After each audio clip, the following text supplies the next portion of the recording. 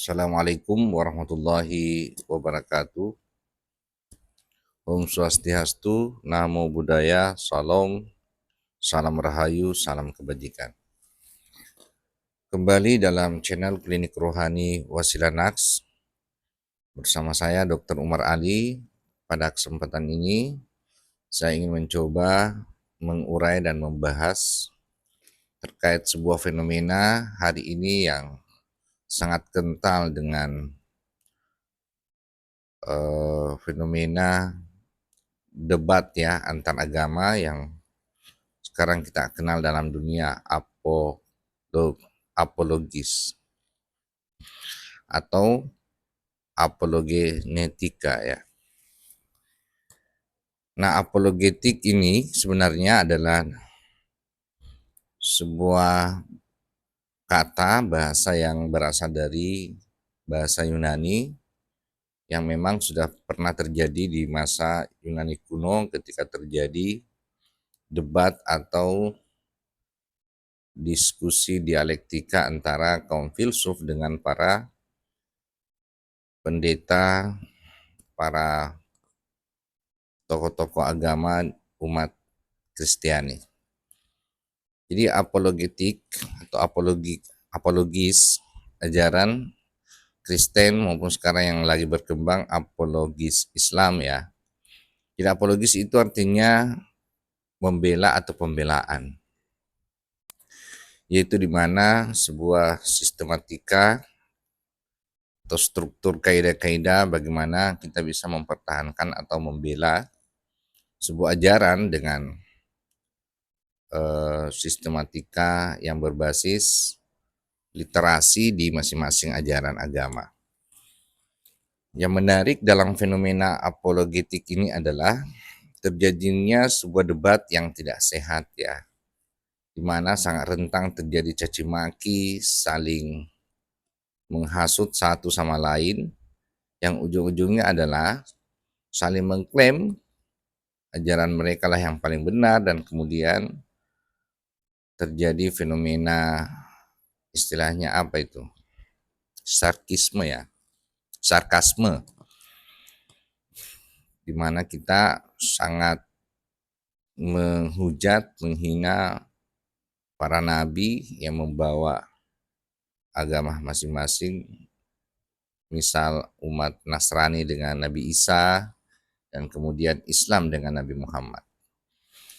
Nah, yang menarik dari fenomena ini adalah semakin terjadi proses dialektika yang tidak sehat yang dilakukan oleh para apologis ajaran masing-masing ya, Islam maupun Kristen,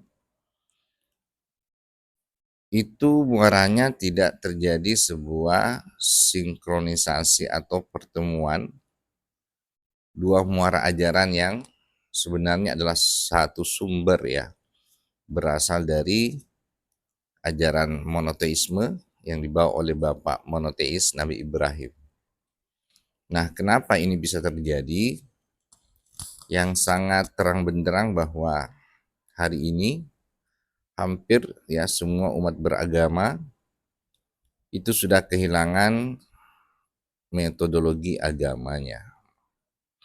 Nah, metodologi agama inilah sebenarnya adalah sebuah sistem dalam beragama yang menghubungkannya kembali antara manusia dengan Tuhan, yang biasa disebut sebagai jembatan antara dunia akhirat, yang familiar dalam Islam disebut sebagai jembatan Shiratal Mustaqim. Nah, ini yang hilang, sehingga apa yang terjadi semua berdasarkan tafsir, bacaan literasi hadis, kitab-kitab, semua sudah kehilangan yang namanya akhirat, menganggap akhirat itu nanti, tidak terjadi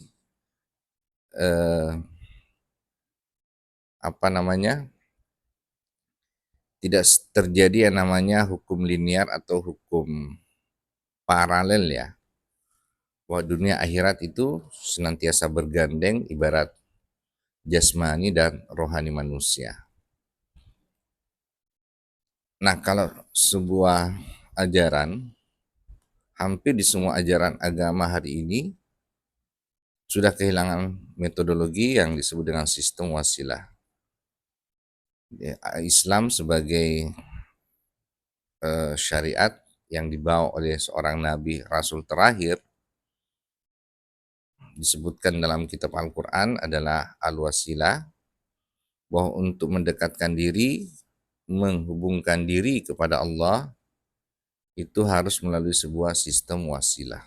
Silakan buka ayat Al-Maidah 35. Nah, inilah sistem metodologi yang kembali menghubungkan antara manusia dengan Tuhan, sehingga manusia itu tercerahkan dan kemudian menjadi manusia-manusia pilihan yang dikehendaki, dipilih, dan dituntun dalam bimbingan Tuhan. Yang familiar kita sebut sebagai sebuah kesadaran ruhani atau kesadaran fitrah. Bukankah di dalam Islam, muara semua agama adalah setiap tahun dirayakan sebagai hari raya agama disebut Idul Fitri ya. Jadi ini simbol bahwa kita akan kembali fitrah, artinya kita kembali kepada sebuah kesadaran fitrah, itulah kesadaran ruh. Nah, dimensi inilah yang hilang di akhir zaman sekarang. Hampir semua agama sudah kehilangan wasilah, metodologinya, dan yang terjadi adalah debat literasi, debat kusir, karena ini masih pada tatanan ilmu dunia, ilmu jasmani, atau ilmu akal. Maka yang terjadi adalah tafsir Al-Quran maupun pembahasan terkait literasi-literasi kitab maupun hadis. Akhirnya terjadi sebuah debat yang tidak bermuara pada satu konsep monoteisme yang sama.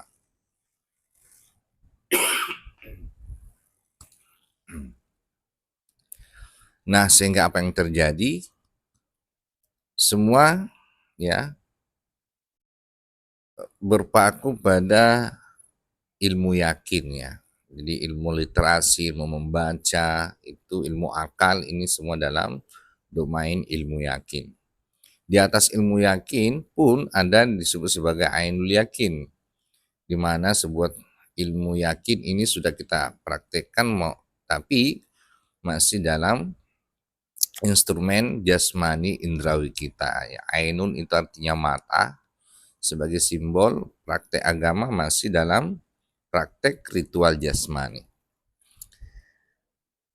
Tetapi sebuah agama atau keyakinan yang hanya sampai pada tahap hakul yakin, inilah yang disebut dalam Al-Quran surah Al-Hijr, wa'budullaha hatta ya'tiyakal yakin, bahwa hakul yakin itu adalah keyakinan yang tidak terbantahkan, yang memang itu langsung mendapatkan petunjuk, diturunkan ilmu ainul dan kemudian hakul yakin itu langsung dari Allah Subhanahu wa ta'ala.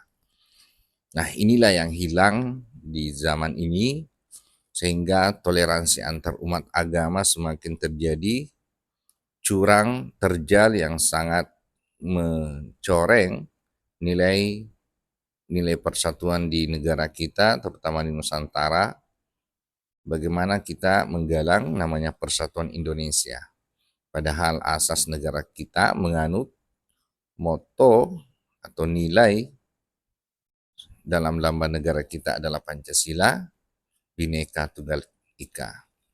Memang secara pendekatan metodologi, ilmu akal atau ilmu literasi atau yang biasa kita sebut sebagai ilmu syariat, ini sudah pasti kita tidak akan pernah sama ya. Karena semua pembawa agama datang dengan budaya, ruang dan budaya lokal, waktu yang berbeda. Kemudian karakteristik manusia pada zaman yang berbeda. Tapi ya esensi agama itu akan bermuara pada sebuah metodologi yang sama. bahwa metodologi atau prakteknya agama itu adalah ilmu ruhani. Inilah yang biasa dalam tarekat kami, tarekat Qadim, disebut sebagai dimensi akhirat. Disinilah esensi agama kita praktekkan memasuki akhirat, itu di saat, ya sekarang, di saat kita masih hidup di dunia ini.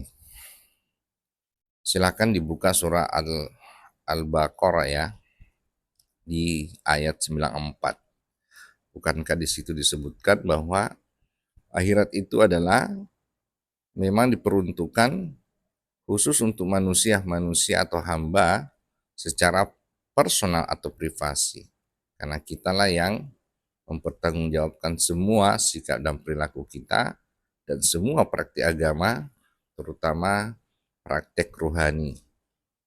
Nah, disinilah kita akan bertemu pada jalan cara yang sama, karena kita menuju pada Tuhan yang sama. Nah, maka benarlah ya, tidak pernah kita mendengar ada istilah apologis iman. Yang ada apologi Islam, apologi Kristen maupun nama agama-agama yang lain. Sehingga dia bertentangan pada aspek syariat, aspek baharu dunianya, tapi tidak pernah praktek pada dimensi akhirat atau dimensi iman, maka tidak pernah kita mendengar ada yang disebut sebagai apologi iman. Kalau ini betul-betul dengan metodologi yang hakiki ya, atau ilmu hakikat, maka tidak ada lagi istilah apologi Islam, Kristen maupun agama ajaran yang lain. Karena kita sudah mempraktekkan dan membuktikan diri kita masing-masing. Ternyata bahwa semua manusia adalah satu umat yang sama, umat yang satu, dan kemudian ternyata praktik agama juga pada koridor jalan yang sama, karena semua diturunkan oleh Tuhan yang sama. Itulah Allahu Subhanahu wa Ta'ala. Itulah yang disebut Bapa Allah, Sang Yang Widi, Tuhan yang Maha Kuasa, dengan berbagai istilah pada budaya agama masing-masing. Semoga ini mencerahkan. Salam pembaruan kami dari Jamaah Majelis Zikir Tarekat Naqsbandiyah Kholidiyah Nusantara Al-Mahdiyah, yang senantiasa akan menuntun dan memberi petunjuk kepada umat terkait tentang bagaimana agama kembali kepada ma'rifatullah, yaitu semata-mata untuk mencari ridha, untuk kembali ke hadirat Allahu Subhanahu wa Ta'ala. Ilahi anta maksudi wa ridaka matlubi. Assalamualaikum warahmatullahi wabarakatuh.